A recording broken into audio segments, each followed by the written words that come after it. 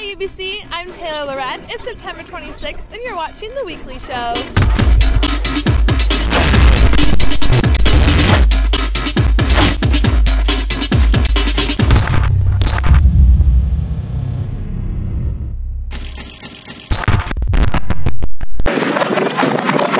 We are reporting on how UBC has stopped withholding U-passes from students on financial hold.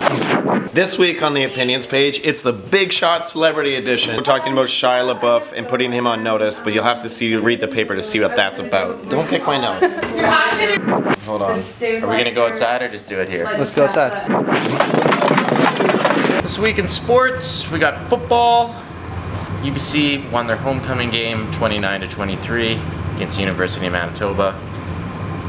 Lit them up. And we got some hockey recaps. We've just heard a little bit about how students who were placed on financial hold were unable to access their U-Pass.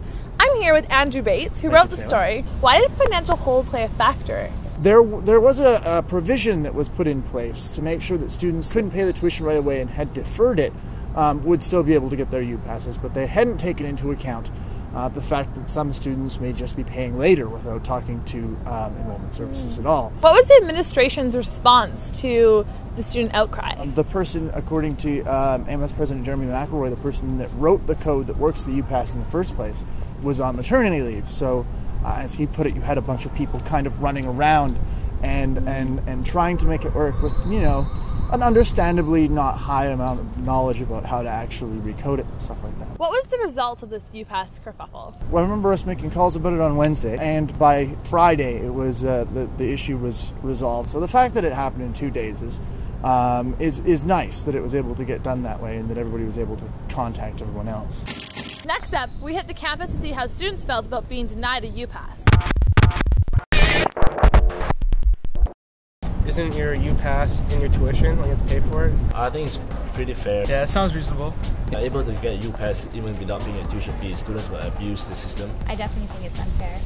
I think it is fair. I've had friends, they had the permission to pay their fees late, especially under like student loans and stuff like that, and they were unable to pick up their U-Pass even though they're paying for their U-Pass anyways. Sports! Over 1,500 people were at Thunderbirds Stadium Saturday as the number 9 ranked UBC Thunderbirds took on the number 10 ranked University of Manitoba Bisons. UBC struggled early on as quarterback Billy Green had trouble connecting on offense, while his counterpart Khalil Williams was able to slice and dice UBC's secondary, passing for 225 yards at the first half. He led the Bisons on a last-minute drive in the second quarter that would end with a neck-void field goal, giving the Bisons a 20-13 halftime lead. But the T-Birds came out a change team in the second half as Green drove UBC down the field, culminating in an 8-yard pass to Misha Tile to tie the game at 20. Then later on in the third quarter, the key play of the game, as Billy Green finds a wide-open Jordan Green, who got 72 of his 176 yards on this touchdown pass that put UBC up 27-20. Manitoba would make a field goal but surrender a safety in the fourth quarter to be down 29-23, but they refused to go down easily, as backup running back Nick Dembski got 23 of his team-high 107 yards here to move Manitoba to midfield. Williams then connected with Brendan Bowman for 18 yards and Dembski for 11, getting the Bisons just 9 yards away from a touchdown that would give them the lead. The game came down to a 3rd and 9 with little more than a minute to go, where UBC's Adam Konar breaks up Williams' pass, giving the Thunderbirds the ball and the 29-23 win. UBC moves to 3-1 on the season and are now in second place in the 6-team Canada West Conference.